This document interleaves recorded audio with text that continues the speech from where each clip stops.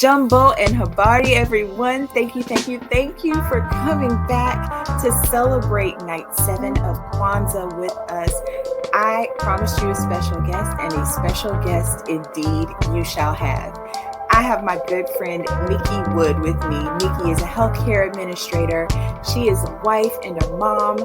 She is the parent to some elite children, some elite athletes who are also making a difference in their community.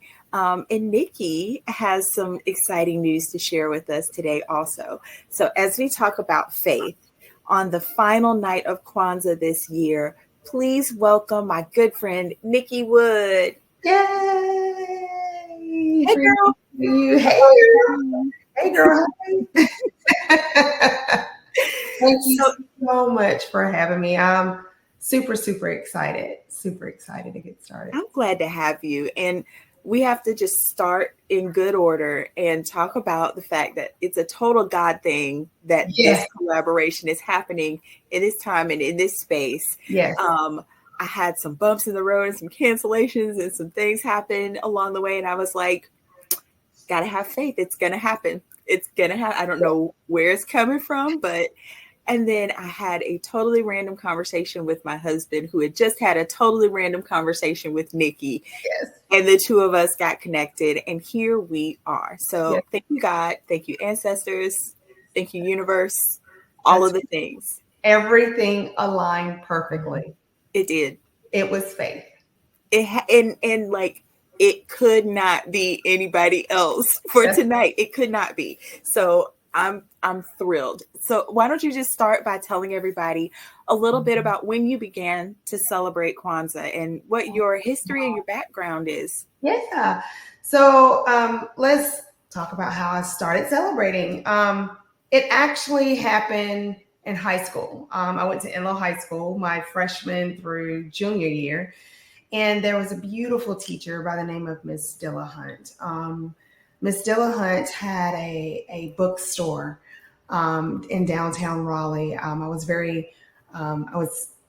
go into a bookstore and I would see different books written by Black authors. And there was a book on Kwanzaa actually, and I was reading about it, sparked my interest, and started to learn about the cultural celebration.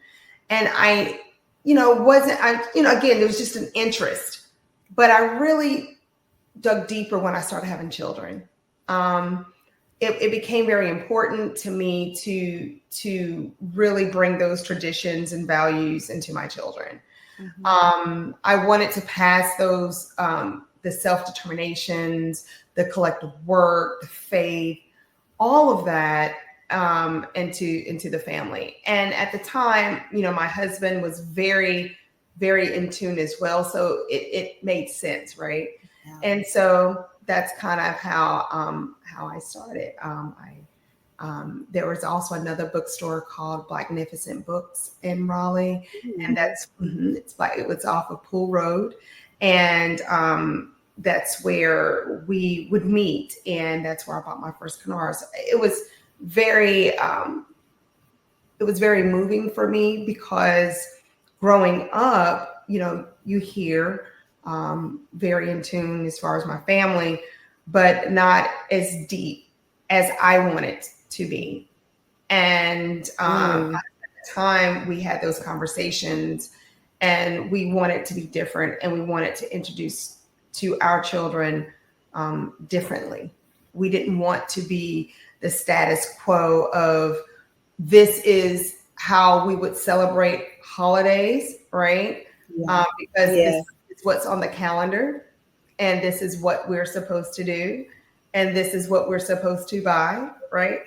So we wanted to take it a step further and really understand how deep everything goes as far as our ancestors, what we're rooted, how we're rooted, where we really came from, and how we're supposed to act and what our principles are supposed to be, what our principles are. So, and I took that responsibility on and every year. And when social media became what it is, I made it a point to put that out there on social media every year.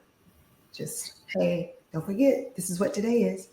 And so I think it's ironic that we sort of began in the same ways. We had some minor exposure to it as children. I was part of larger celebrations where they had like the one big night and all the festivities that come along with it.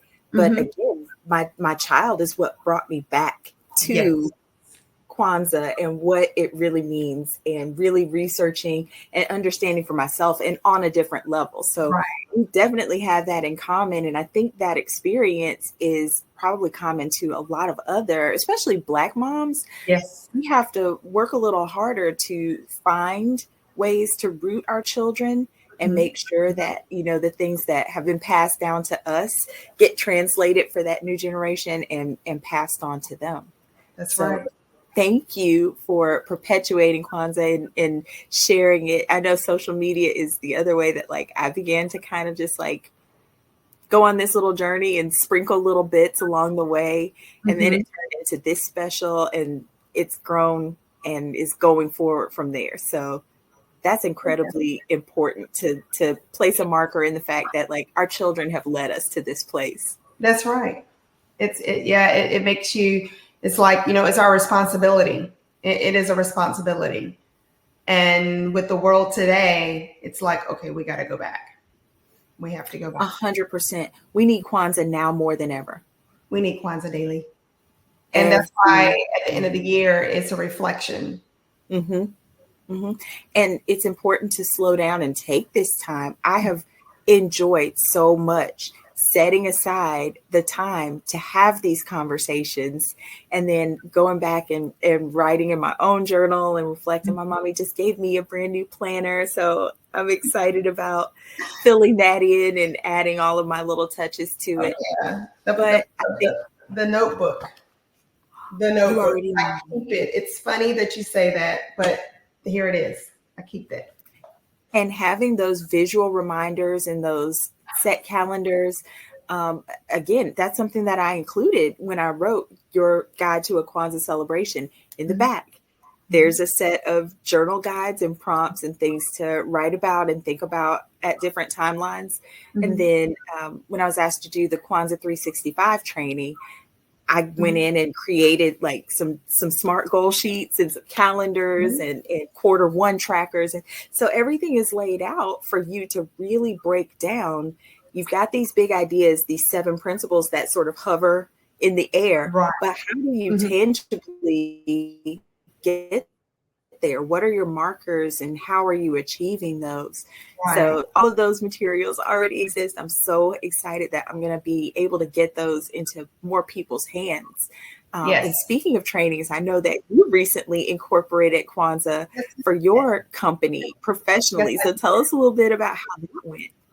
Yes. So, you know, when we talk about Kwanzaa, we're talking about our community, meaning the Black community, especially pushing our community to be more involved. And we tend to be a little, I'm trying to use my words carefully here. We tend to be kind of, we tend to be a little annoyed because we're like, you know, I don't understand why everyone is not as accepting of Kwanzaa, of this made up holiday. And, you know, I always say, if you want someone to understand and be a part of, you have to make it so that it benefits them, right? And so I took it upon myself to make it how the 7 principles benefit the company. So I broke down each one of the principles and showed how it aligns with our vision of the company. And I challenged my colleagues, like, which one of these principles are you within the company? You know, which one are you? How are you aligned with one of those principles?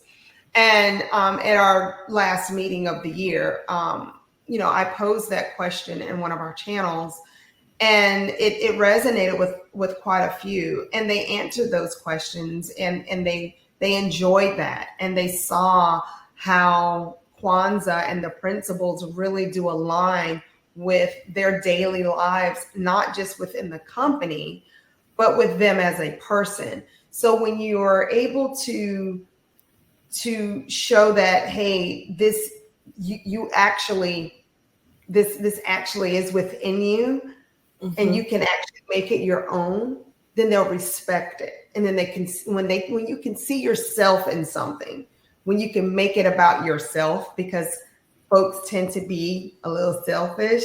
Yeah. Then they'll respect it. And then they can see the vision. And then they'll take it as their own. For me, I'm not selfish to the point where I just want to keep it for me, right? You want to share this. Yes, culturally, we need this for our people to understand and get back to those principles.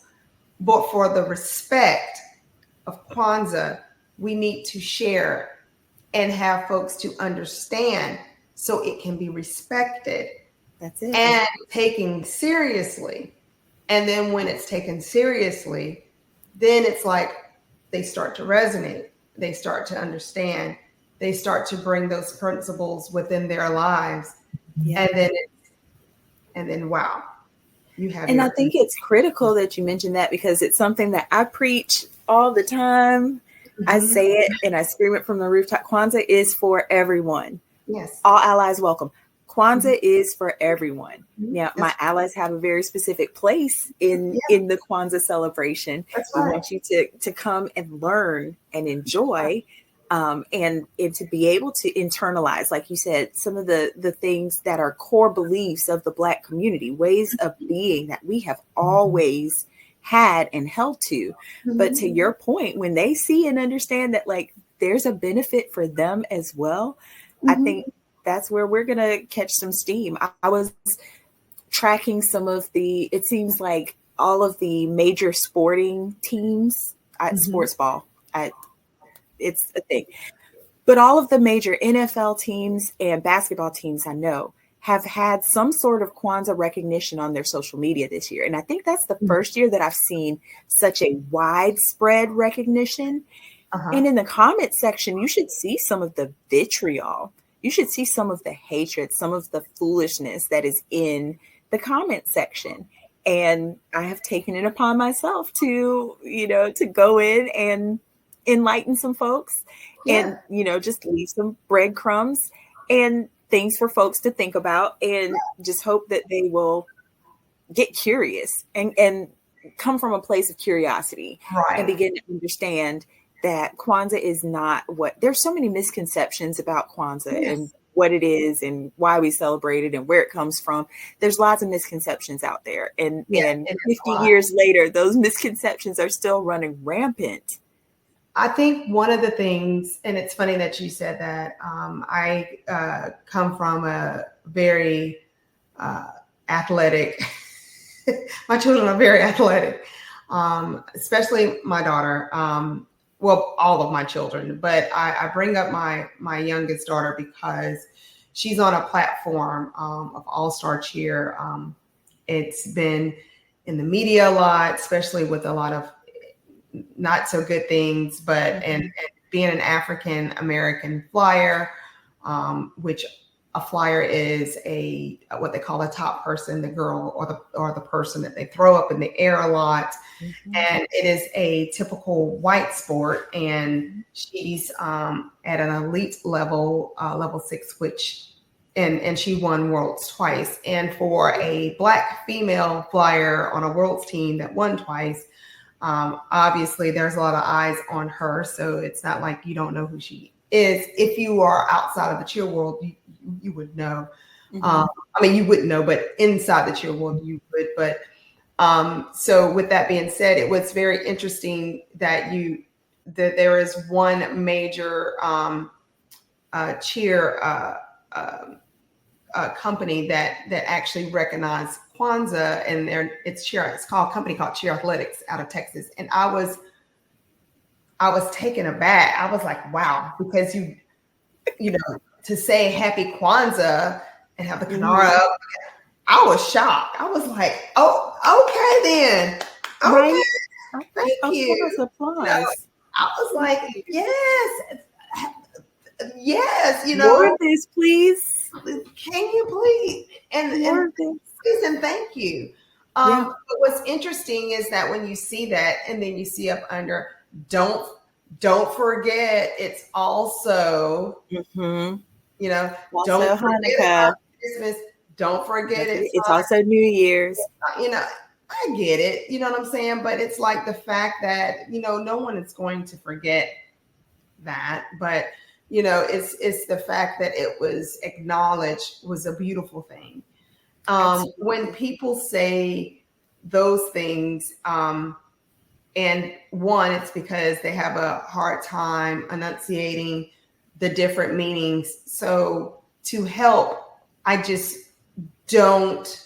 And again, it's not to be disrespectful to the names of the 7 principles, but I think people, if they knew what the 7 principles meant, then 100%. different. I am so in agreement there.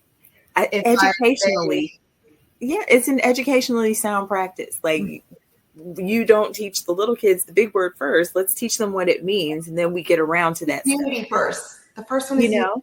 Let's talk about unity. Once you understand unity, it's like, oh, okay. Let's talk about self-determination. Because to this day, I still struggle. I still struggle. It's struggleable. It's a whole entire different language. So I always apply grace and, that kind of thing. And I have met Kiswahili speakers who have pronounced things differently.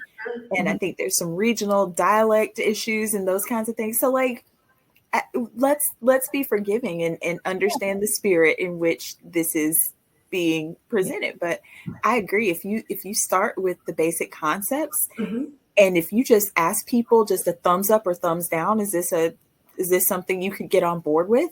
100% of the time, people are like, yes, yes, yes, yes, yes, yes, yes, all 7. And then you say Kwanzaa, and all of a sudden it's it gets weird. And I cannot wait for the day when that is no longer a thing. I'm so excited because the day is coming, because I'm going to work really, really hard to make sure that day arrives. Right. Maybe that's probably why Imani is my favorite one. And Imani is one of the names that I run across. I don't think I've ever had a school year where I didn't have an Imani. Maybe not in my class, but certainly in the school. There's always been an Imani and always a Nia. And what's interesting, when we had our conversation yesterday, I remember I told you that my aunt lives off of Ujamaa. And the only reason why I knew how to pronounce that particular principle is because my aunt lives off of Ujamaa. It's literally the street name. And I thought that was amazing that Ujamaa, which is a cooperative economics, that it was even a name of a street in a neighborhood in Southeast. Like, it's And why is that? Like, why is it just one? It's not like there's a Kwanzaa neighborhood where like there are 7 streets and they all have they're all named after a principal. It's that one. So somebody somewhere along the way. It's cooperative economics. I'd be interested to like learn the history of that. I might have to go sit down with your aunt and she has from that neighborhood. She was like, I like the lot. And sometimes that's enough. I have the lot. That was the name of the street. And you know what? I have to ride by there and see what the name of the other streets, because I don't even know. Did you always go straight to your aunt's house? Go straight to her house. I know. What are you tooling around the neighborhood for? I'm gonna do that today. That is an assignment that I will do. And just out of curiosity, I just wonder. Well, we're talking about your sweet daughter, And Yeah. we talked about her being an elite athlete in a predominantly white sport. Let's talk about the concept of faith and how that has played into her development. Faith played a foundational role Mm-hmm. in her journey as an elite as as an elite athlete. So from the very beginning, you know, we really believed in her abilities. Mm-hmm. She had a lot of challenges that arose. So, like I said, you know, she is an all-star cheerleader. Basically, if you ever watch the movie Bring It On, All or Nothing, basically, that's basically what it is, right? And for us, Faith was just hoping for good outcomes for her. You know, just Mm-hmm. trusting the process, staying disciplined, and encouraging her to just get through, you know, what's tough. And it was very tough, especially in this day and age of social media. Being in a predominantly white sport, you're going to hear, and even the coaches and owners didn't even know her inboxes of folks saying that she was the token one, right? Oh, they had to put up a black flyer, or she was the first black flyer that this coach has ever put in the air on a world's team, because they didn't believe in putting up, you know, black girls in the air. They just weren't pretty. That just wasn't the look, right? Mm-hmm. Lo and behold, not only was she the look, she was also in Varsity magazine. She was selected as a varsity fashionista for 3 years straight. You know, and continue to be in magazines for other fashion brands. We as a family leaned on our faith to navigate, you know, through the highs and lows of her athletic journey. You know, we celebrated her achievements, her moments of struggle. Faith gave us the strength to just keep supporting her. It taught her that the setbacks weren't her failures, but it was opportunities for her to just grow stronger. We reminded her often that talent alone wasn't enough. It was her work ethic. Yeah. It was her determination and belief in herself that makes the difference. Faith also provided a sense of balance. It helped her stay grounded in her values and not be consumed of the competition, the external pressures. Yep. You know, we prayed as a family. We cheered her on together. We encouraged her and her resilience, and our bond is super tight. If anybody knows how we are as a family, and witnessed it. you can see it, you know, it's super tight. You know, ultimately, you know, faith has become a guiding principle that taught her and all of us to trust ourselves and support the people who love us. Yeah. And we just rise, you know, above the challenges and just reach, you know, and for us to just all reach, you know, what our full potential could be. Faith is so big for me.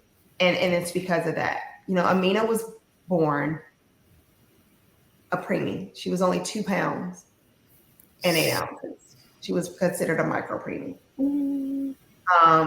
She was due on my grandfather's birthday, who transitioned right after Thanksgiving this year. And but we had her August 18th.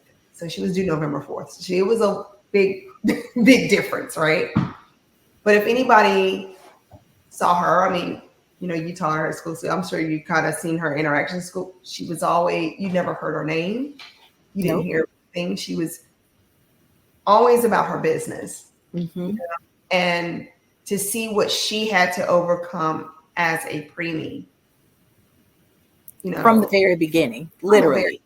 beginning of her Yeah. life, Mm-hmm. born ASVAB scores, all zeros, no heartbeat, no breathing, no nothing, to this phenomenal athlete, student, honor roll.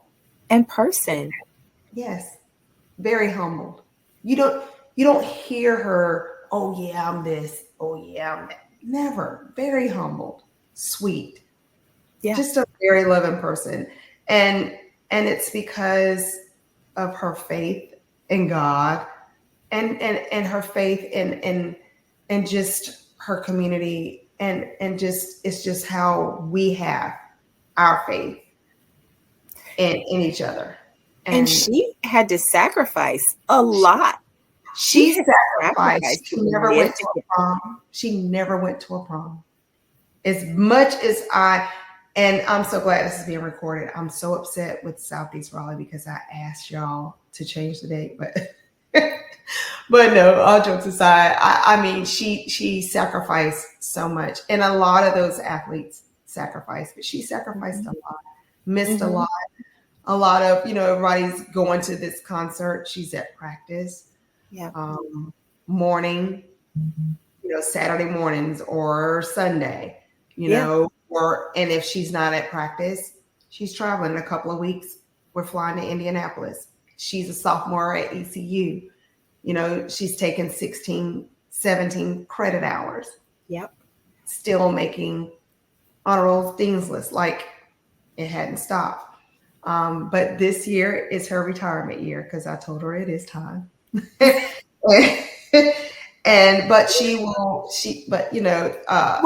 we have faith that there's something beautiful on the other side of this journey.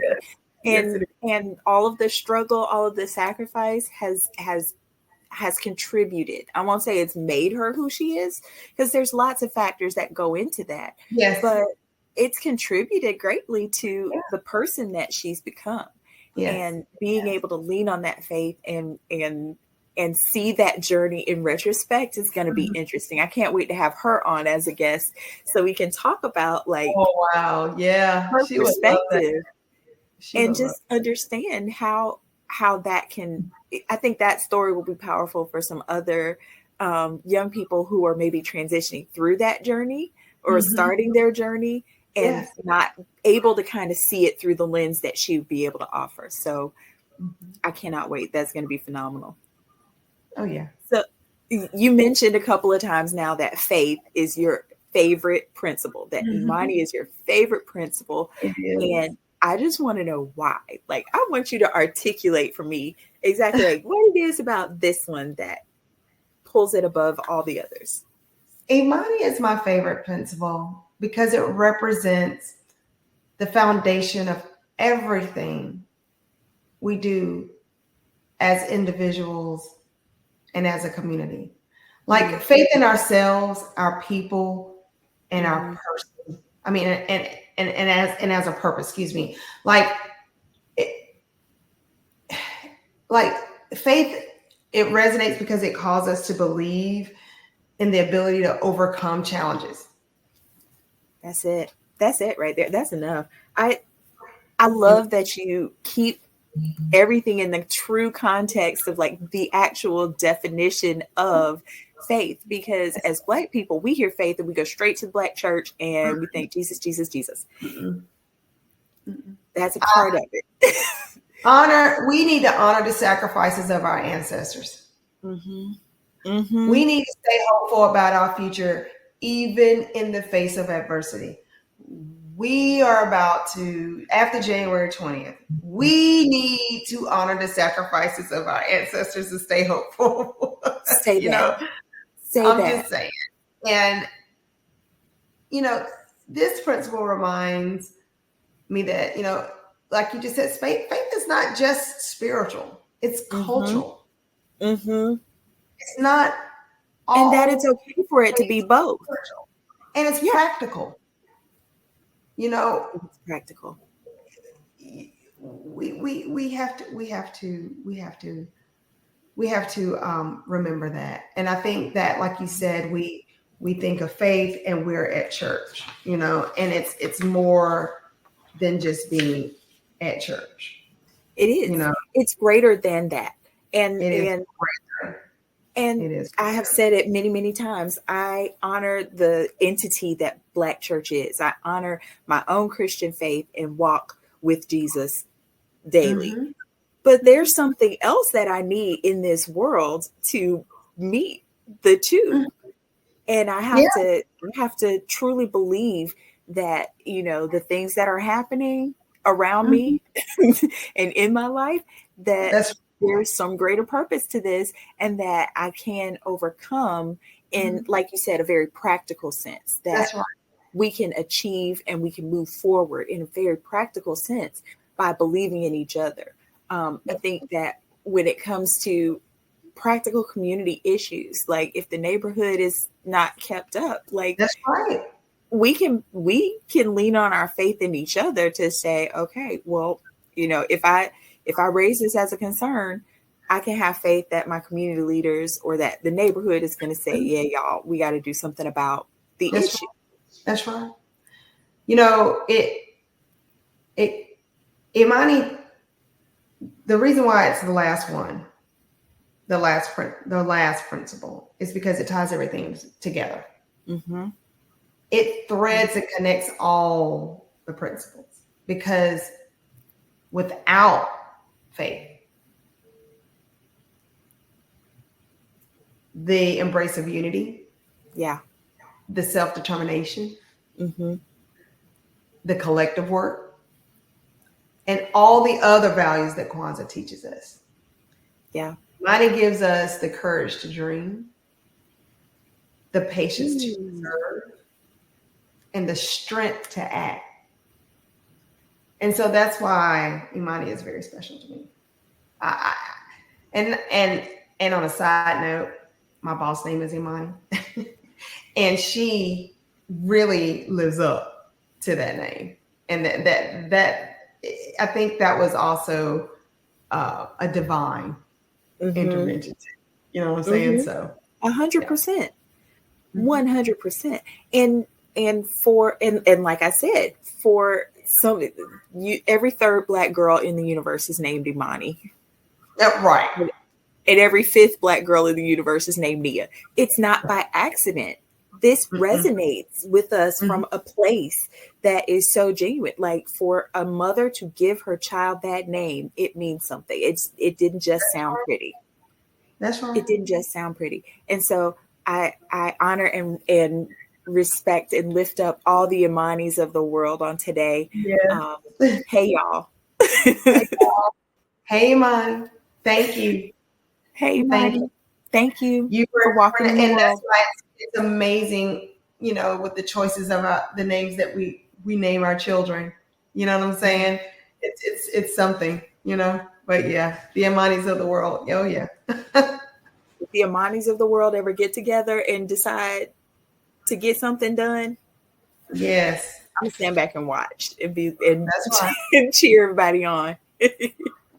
So That's you right. talked about, we had a little pre-Kwanzaa chat That's and we had right. a good time.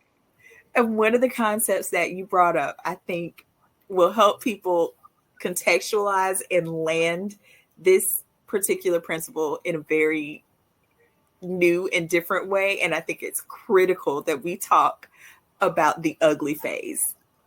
Oh yes, We that gotta is. talk, we gotta talk about the ugly phase. We gotta circle back to that and just kind of explain the concept that we kind of fell into, and then also talk about how how it's critical, even Yes, necessary.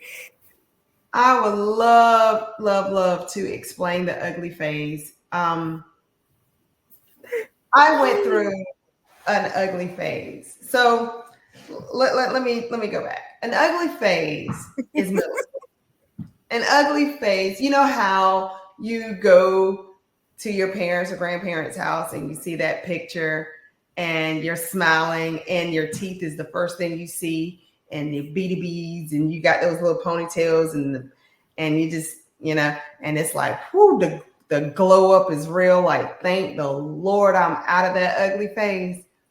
So my daughter Mariah and we were at the John Wall basketball tournament this past week, and we were talking with another young lady, and we were looking at the ladies that were at the game with the fake lashes, the weave, nails, some middle school, high schoolers. And I said, and we were talking, they never had an ugly phase. Social media made it so that these girls didn't know what it was like to go through an ugly phase, meaning they were like, I will never. They went straight from 5th grade to lashes, to nails, to the weaves, to the braids, to the, all of that. And not recognizing or realizing that they didn't go through the struggle of trying to to identify who they will become. Yeah. You see what I'm saying? Having to lean on their personality. Right. And develop. They became someone else. Yeah. So they don't know who they are. Yeah. So, and I think because of that, they're lost. They didn't struggle to try to figure out, this style didn't work for me.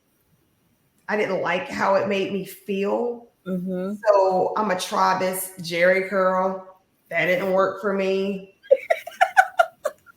So I'm going to let that go. Let me try this hair color. That didn't work for me either. Let me try this haircut. Ooh. That didn't work. Let me get a perm. Okay, that worked.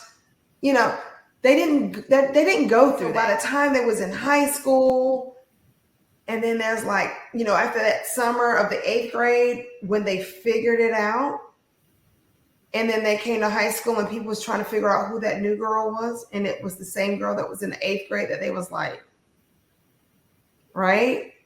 Yeah. They grow up. Yeah. And even the popular girls had an ugly phase when I grew up. All of us. The nickname that I was given was Nick Nice, right? So, and that was because back in the day, my sister and I had this, we rapped and we had different names, and my uncle was this famous DJ in Raleigh, and so I can't, I guess I was kind of known, and but I definitely had an ugly phase. I think at 50 years old, I'm finally out of it. Girl, I think you haven't seen an ugly phase in a minute. I think my biggest thing was I was always worried about how big my teeth were. I grew up in the era of school days, so I'm dark skinned, so I always had an issue with my complexion. But the one thing that I had that I was always okay with was always had hair. So my hair was always, never had a bad hair or anything, but I always was, concerned about how big my teeth were, to the point where I actually went and got braces at 21 years of age, asking now I'm 21 now. Okay. So I think I kind of passed the ugly phase, but I still felt like my teeth were too big. And I asked the orthodontist, is there a way he could push my teeth in so they don't feel like they're protruding?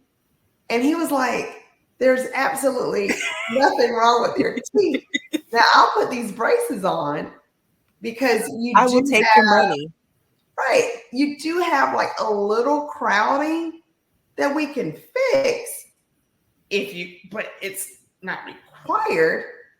By removing your wisdom teeth, we'll fix that with no problem.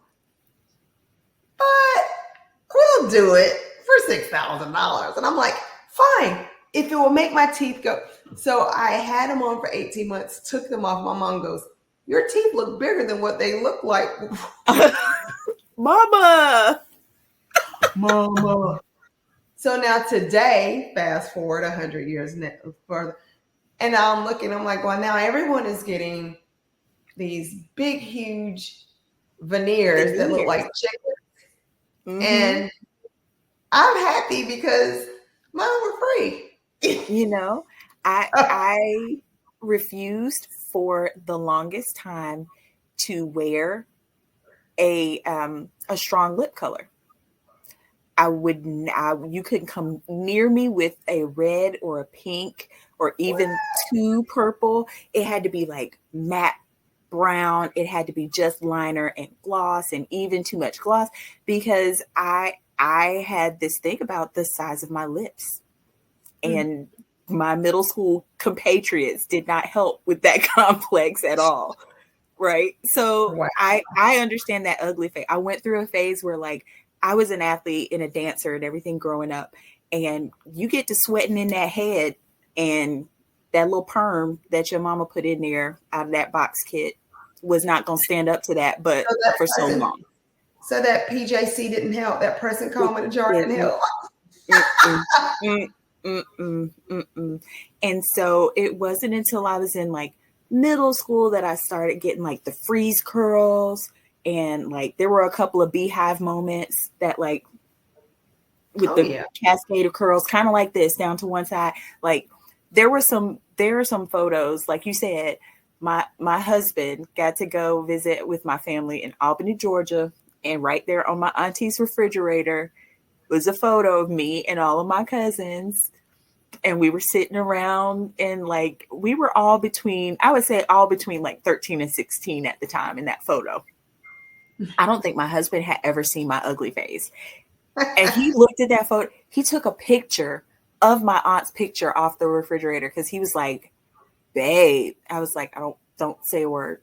Just observe. We listen and we don't judge. We listen and we don't judge. But you're absolutely right. Like going through that ugly phase, I had to rely on my personality. I had to really learn and understand that, like, you know, my hair looks like this because I'm an athlete and I'm working hard. Right. I'm sweating. And that's what this does. So I'm brush it back, and I'm go to school and get my lesson and do what I need to do. And I'll be back in the studio sweating again. So I really had to refocus and learn who I was and find a good sturdy place to operate from. And then, you know, when I arrived at TSU and my dance coach, hey, Vern, when my dance coach was like, get out of those jeans and hoodies, get something done with your hair. This ponytail is not going to cut it. Going across campus in this ponytail and sneakers, like get yourself together. And I had to like go back to my girlfriends in the freshman dorm and be like, y'all, what do I do? And they were like, it was a whole makeup montage. It was a whole montage that happened, set to music and everything. And when I stepped out that next week, I looked like a totally different person, but I was still who I was because I knew who I was and I was rooted. Right. And coming through that ugly phase, you know, it put me in a headspace where I was not reliant on trying to please people and trying to use that outward facade and that outward appearance to get what I wanted. It put me in a different place. And I think you're absolutely right that because like these kids, they come out of preschool with snuffleupagus lashes and like done to death. But and it's because of, you know, one of my favorite sayings. Well, let me finish my thought. It's because of social media. But one of my favorite sayings is, you know, and I don't know who I heard this from, but be yourself because everybody else is taken. That's it. Everybody else is taken, so you have to be yourself. You have to go through whatever it is. And I believe that it will be so different now if we went through that ugly phase. You know, even as adults that went through that ugly phase, we're starting to go backwards because of social media. It's like, hence why we're having all these surgeries. Because we went through our ugly phase, but we didn't do certain things that maybe we should have done during our ugly phase. Like, you know, the exercise, maybe we could have done that a little bit more. We could have done this. We could have done that. So I'm going to take the easy way out. So I'm gonna do this now. It's I want to look like this now because I think it's starting to be too late. We have Yeah. And so now my child sees this. And so now their mental is, I have to have this look. I was watching something on YouTube. I can't remember YouTube, whatever. And it was somebody who went live. I don't know, it could have been Facebook or something. And they were in a club and they were dancing. And I was looking at these girls and I was like, their stomach, some of their belly buttons wasn't even in the center. It was off center belly buttons. I ain't trying to be funny. I was like, it looks weird to me. And then this one guy was like, why can't girls look like this? So he posted some pictures like in the early 90s of girls on the yard, different, covered up, Coca-Cola shirts, stonewashed jeans, having a good time. Beautiful women. Yep. Those TLC hairdos, those asymmetric like bobs and stuff. I had that. Door knockers. I mean, I think the biggest thing I had was probably my earrings. That keeps going. Yeah, like, it's maybe biker shorts. I think we were we were risky with the biker shorts. It's okay to to show that I'm okay. But I think if we go and look at the principles and explain those principles again, then we would understand that your mind is so beautiful. Period. Right there. It will attract the best man. These girls with these beautiful brains. Men, your mind is so beautiful. It will attract the best woman. I don't care about your Ethica draws. Even though they're nice, I don't care to see them. I don't want you wearing tight pants, though, but I don't need to see your underwear. Again.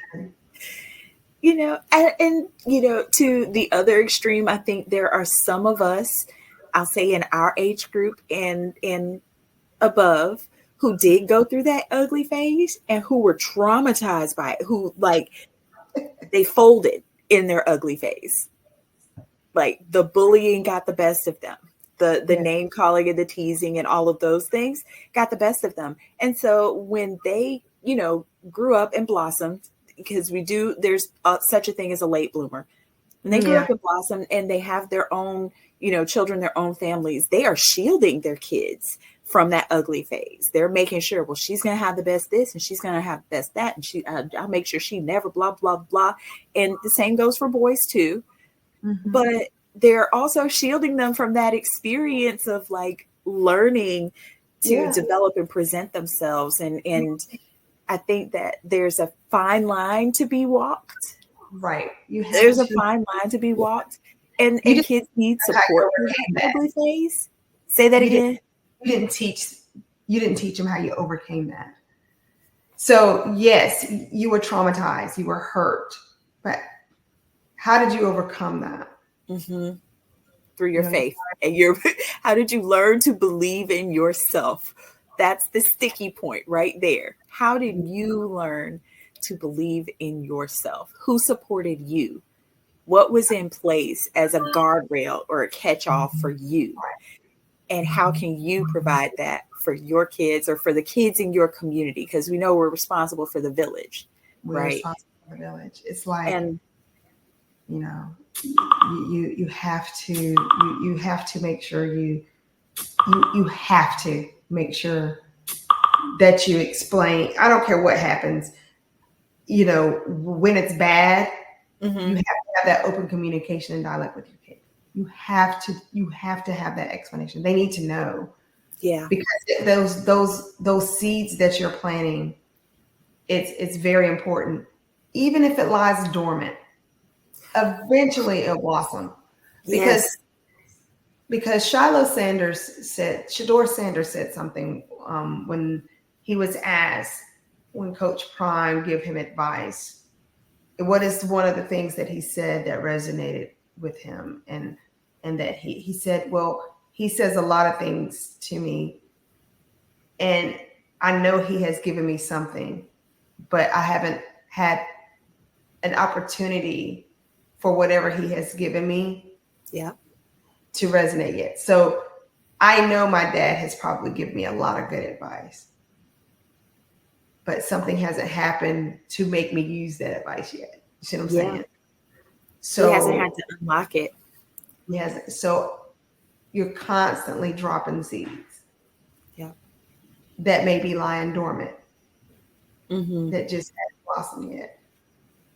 You got to keep dropping, and you got to keep watering and nurturing and sticking with it. And you have to have faith. You have to have faith. Everything I love that.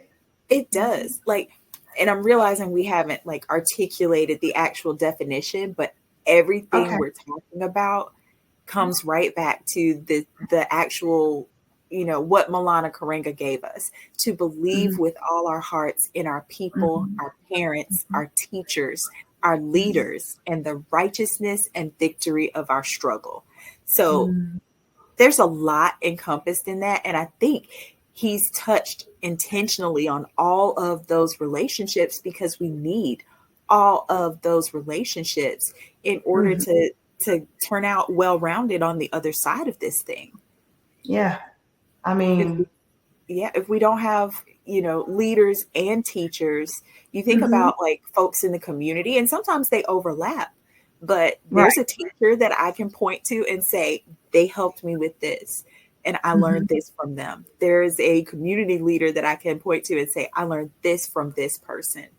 And, of course, your parents and your grandparents, and you just think about all of the different people and all of the different aspects of life that they have contributed to your development. And that's really at the heart of this concept. It like I said, it's about much more than what happens on that church pew on a Sunday morning. Like, it's about the people who are pouring into your life and how that happens. And I think if we're much more intentional about that village mentality, you could send Amina to my classroom for lunch money. Right. No questions asked.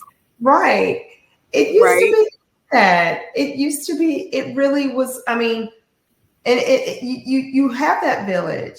It was like that. Even in the cheer community, we had athletes who, unfortunately, because of the sport, it's so freaking expensive. It was just a blessing that if the children were even able to go, sometimes they just didn't have enough money to eat, but they were there to perform. And it's like, oh, baby, you're going to eat if I'm here. Don't even worry about it. You go pick up what you need. You're going to eat. You're going to eat. Don't worry. I'm going to use my points for this hotel. Don't worry about it. You got 6 people piled up. Fine. Y'all can stay in that room. I'll get that room for you. Don't worry. We're going to do something. We're going to help. It's the village. It is. You function so differently when you have that. When you have that kind of backup, it frees you up in such a different way to function and to be great. You can concentrate on performing. You can concentrate on sticking the landing and staying tight in the air. Like, you can concentrate on all the little minutia, the things that you're there to do when you have the backup and the support system around you. And the same goes when you are, in the school building, when you got people who love and support you around you. You can take your issues or your problems to them. It gives you a different sense of freedom that you can work with in the world. That's right. I love it. So here is how we are going to sort of move towards the finish line. Dr. Maulana Karenga every year gives an annual address, an annual statement, and a theme for everyone celebrating Kwanzaa throughout the diaspora, wherever you are in the world. And the theme for 2024 is so strong and so on point that I'm getting everyone's take on it this year. So the theme is celebrating Kwanzaa in difficult and demanding times, lifting up the light that lasts. So you're chuckling already because I know you've got something to say. No. This. I'm gonna just let you fly. I'm gonna sit back and enjoy this one. Why? So when you sent me the question actually about the theme and of course celebrating Kwanzaa and it's difficult and demanding times, lifting the lights that last. And the question is, why has Kwanzaa lasted this long or more than 50 years? Because it speaks to the universe. Ooh. It's timeless principles. It resonates deeply within African American community and beyond. Mm-hmm. Its foundation is built on values like unity, self-determination, collective work, and faith that transcends generations. Yeah. And are especially relevant during challenging times like today. Yeah. So how can we continue to grow, and how can we guide, like how can we, continue to have this guide us through these difficult and demanding times? So one, Kwanzaa has lasted so long because one is a strong cultural foundation. Yeah. See, Kwanzaa was created to celebrate and affirm African heritage. Mm-hmm. It provided us a sense of identity, pride, and belonging. We were owned at one point. So to know that we have our own sense of identity. That's right. And to be proud of who we are and where we belong. Mm-hmm. These are enduring needs that were particularly for marginalized communities, right? That's right. That's right. The power of the principles. Each of those 7 principles reflect value that not only cultural, but also universally acceptable and applicable. That's right. Unity, purpose, and faith are essential in building strong families, communities, and society, ensuring that celebration remains relevant. That's right. That's right. Flexibility. Kwanzaa principles can be adapted in modern challenges,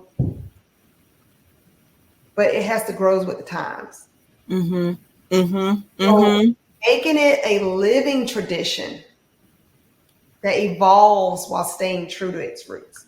That's why, even though, yes, we want to stay true to our roots, but what I had said before about incorporating into the workplace, because you want to make sure that it's for everyone. So you have to adapt to the changes and the challenges. The kids are different. There's no more ugly face for some reason. So we have to adapt to these modern changes, right? And then there's a celebration of hope and resilience in the face of systematic oppression. And with these difficult times, Kwanzaa offers a beacon of hope and a reminder of collective strength. This resilience has made it as a sustaining force. Yeah. For over for over 50 years, for over 5 decades. So we have to keep Kwanzaa relevant. Global recognition. Kwanzaa's gained recognition beyond the African community. Like I said, its message is unity, of cultural celebration. It's starting to resonate worldwide. It's just not here in the U.S. The educational value, you as a teacher, it serves as a tool as a teaching history, culture and values of new generation. It's ensuring that legacy continues. Community engagement, like I told you at the Blacknificent bookstore where I went to, I was so hurt when it closed, because that was like a community, a hub. Yeah. It was a hub. It was a celebration that involved family, friends. They came together. They were fostering connections. It was strengthening its relevance, its impact. How do we navigate through these hard times?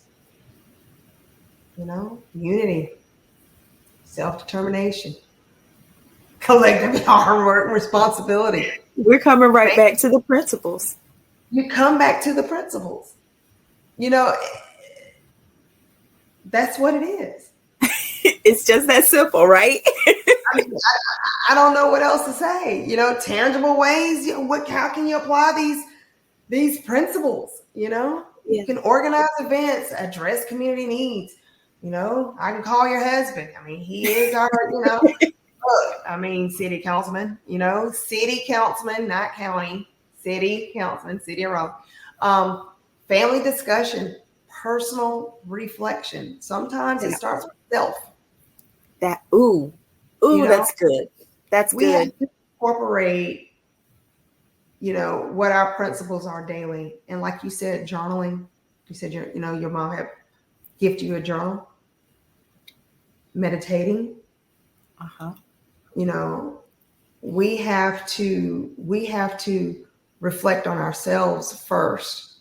It's so easy to give. And someone had posted on Facebook, like, what are the things that you know that you're doing that is wrong and you need to stop. And a lot of times we give so much of ourselves that we forget that we have to reflect and take care of ourselves before we can give. And so that is one of those things that we have to do. We have to learn to kind of back off and do personal reflection in order for us to perform the 7 principles correctly. And what I want to bring people back to the point that you said about like journaling and meditation. And for some people it's out there in space and it's hard. Well, I'm sitting here and I got this pencil and I got this notebook, but I don't know I've already created resources for you. You don't have to start from scratch. I have a book, 7 moments of meditation. You can get it. I'm giving it away. I want you to have it for free. I already have worksheets and journal prompts and calendars and things. Like I am building this community around the resources that I've already taken the time to put it together. I want you to have it and come and get it for free. flow.page /livingkwanzaa. Like, just go get this stuff. Run it off on your printer, read it off the screen and put it on your own paper in your own notebook, however you want to do it. But what I want is for us to know and understand that like these resources already exist. All we have to do is like, let's implement them. Let's use them. That's right. Let's use them. And you know what? And that is beautiful. They absolutely should utilize those resources. And one thing that we always tend to do, and what we need to stop doing is saying, "Well, I don't know." Yes, you do. It's out there. It's too much information out there. With that being said, a lot of times, folks, they love that Chat GPT, like you said when we were talking about that Chat GPT. We were talking about it. Sometimes, just talking, record yourself. There's so many AI. Record I love a good voice memo. let it journal it for you. If you don't want to write it, like Miss Memo. Talk about it. Mm-hmm. As a matter of fact, with that being said, this year I am going to start a podcast. Yay! And what I wanted to do is really focus on our community, and I'm calling it Raleigh Reconnected. Focusing really on Southeast Raleigh. Hopefully it'll expand. But the reason why I wanted to focus with Southeast Raleigh is because that's where I'm from the 27610 zip code. It used to be a time where we would go to the football games when Southeast Raleigh High School opened up. You couldn't even get in. It usually turned folks away. We can't even get people to come to the games. Friday night was like, I can't do that, man. We going to the game. Basketball games were so packed, it was hot. You couldn't even breathe. I wanted to go to how it used to be. Yeah. And I want to focus on talking to the young kids. I don't want my podcast to be about relationships and my hood. I don't care about that. I want to talk to these folks who are making the difference, who are younger folks. I want to hear from them because we are so grown that we're trying to tell these folks what to do all the time that we're not listening to them. And I wanted to bring them to the forefront. So obviously I'm gonna start with my children and have them to tell me how they feel. They're graduates. You got a full season right there. I mean, I got 4 of them, or 5. I have 5, but 4 of them graduated from Southeast, so they know the ins and outs from when it was packed to when it became empty, right? Yeah. So they see the evolution of Southeast. And then some of their friends I want to bring on and talk. So stay tuned for that. So that's coming. So I'm excited. So excited. I'm gonna bring your husband on since he is the city councilman and making him on social media more so that he can kind of know what's going on in the community and bring some folks on and have some questions and things. So we really want to strengthen our community back. Our elders are leaving us who put that foundation but we know that foundation was there. The foundation is still there, right? But it's strong, but we're not building on it. And so we got to build on that foundation. And so it's incumbent upon us. And something that I'm always cognizant of is I am not a Raleigh native. I was not born and raised here. This has become my home. And so I'm always very respectful of the fact that like we have folks like you who have been here literally the entire time. And born at Wake. It was Wake Memorial when I was born. When I was born, it was Wake Memorial Hospital on the 4th floor, my mom said. It's still the 4th floor. It's still, I think it is. It's still the 4th floor. Wake Memorial, and she had a girl. Girl, listen, I've built a relationship now with Wake Med. I actually presented some Kwanzaa training for their spiritual care team and for the hospital. It was shared, to the hospital at large. So, the universe is like starting to fold on itself in all of the good ways. But I look around at the community leaders who have been here for forever also. And like, I've adopted some aunties and uncles in the community and some big brothers and big sisters in the community. And I feel that like now that Southeast Raleigh is my home, I feel incumbent upon me the sense of urgency to, like you said, to do all the things that I can do to make sure that the legacy that met me here continues and goes forward. That's and so I'm here in the fight with y'all. I am so excited. I will be marching right alongside everybody and making sure that Southeast Raleigh is, the self-determined entity that it wants and needs to be. And applying these principles and going forward is one of the things that I think is absolutely necessary. I cannot do less. That's right. I cannot do less. Southeast is my Nia. It's my Nia. Southeast is my Nia. I love that. I'm so excited. So before we wrap up, Nikki, tell us how we can find you, reach out to you, get in touch with you. Where can we follow you? Oh my gosh.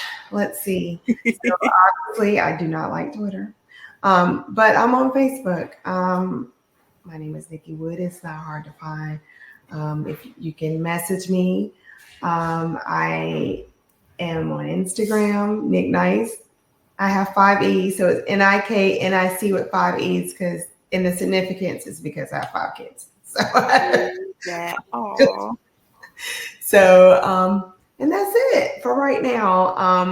Again, when the podcast comes up, it will be on my Facebook page, and I will create a Facebook page about the podcast.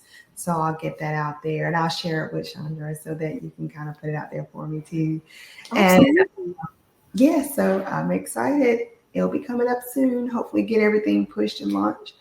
But yeah, this was wonderful. Yeah, you guys, again, Imani, the faith, it ties everything in. This is what it's about. And it is my favorite principle. Thank you so much, Nikki, for spending a little time with me and celebrating Kwanzaa. I'm so thrilled that the universe conspired to get us together for this. Yay. I could not have crafted or created on my own anything better. So I am truly, truly grateful and really looking forward to being on the launching end of your podcast. Yes. Living Kwanzaa is also launching as a podcast. Yes, we are going to keep it going. Yes. You know, our 7-day Kwanzaa celebration is coming to an end today, but this mission continues. This mission goes on, and I'm going to be showing the community how we can apply these 7 principles every single day, how Kwanzaa can live within us, and how Kwanzaa can be a living entity to help us build stronger families, communities, and futures. That's right. And remember, this is just a reflection. The 7 days, even though it's at the end of the year, it's a reflection for the whole year. So it's a whole year of just what we're supposed to do. I'm going into Camp Kwanzaa, and I'm going to be, charting my year. Yes, I always start with like the biggest piece, but you can only eat an elephant 1 bite at a time. So you have to break it down from there. That's right. You have to break it down from there. So that's what I'll be doing. And I'll be bringing the community together to take a look at our Kwanzaa plans and just kind of scoping out and charting out where we're headed and what this is going to look like. So stay tuned for that too. Can't wait. All right, everybody. Thank you so much for joining us. This has been season 3. Can you believe it? Season 3 of a modern Kwanzaa celebration. And I am so thrilled. I'm grateful to every single one of my guests, and I'll go back and recap those in a separate video. But thank you for joining us here on night 7 with Nikki Wood as we talked about Imani, faith. And we have had a good time. I hope you have, because I know I have. So yes, I did. All right, everybody. Harisa Kwanzaa. May your Kwanzaa be blessed. Good night. Good night.